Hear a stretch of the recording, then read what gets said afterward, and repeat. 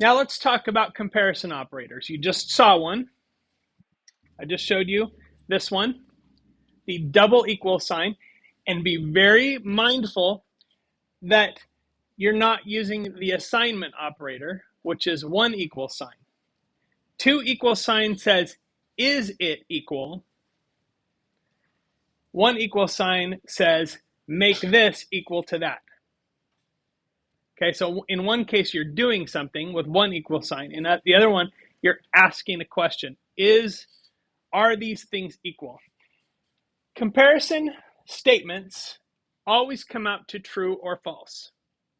If it can't come out to true or false, then you did something wrong. Because when you put those inside the parentheses of an if statement, that's what decides if the if block gets executed or not. If it's true, then it executes. If not, then it skips it. Okay, so all of these come out to true or false. Is it greater than? Is it less than? Is it greater than or equal to? Is it less than or equal to? Okay, you probably haven't seen this one. Is it not equal? So this will return true if the things are not equal. Now, sometimes people get a little bit wrapped up in their head about this. The double negative can be confusing. Okay, so comparison expressions are when we use those comparison operators to find out if something is true or not.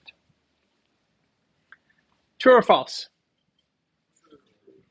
Okay, that was pretty easy. True or false? True. False, right, because the capitals make a difference. Good. False, because it's a string compared to a integer. You can do this, and it will not give you an error. False. It will come back false, but no error. True or false? True. Remember if the alligator mouth eats the bigger number? True or false? True, because it's equal. So it can be either. If this was a number 5 or greater, then it would be true. What about that one? Tricky, huh? Are they the same? Let me ask you that. Okay, they're not the same. We all agree on that. And this is asking, are they not the same? So it's true. Yeah, I told you the double negative can get a little bit tricky.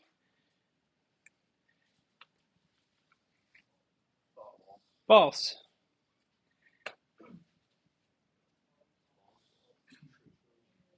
Error.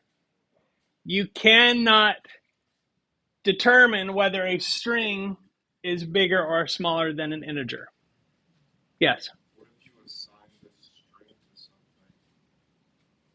You mean what if you convert the string to an integer? Yeah. Then it's an integer against an integer, and if you converted this to an integer, then it would be true. But as it is, it's going to give you an error. You'll get a type error from that.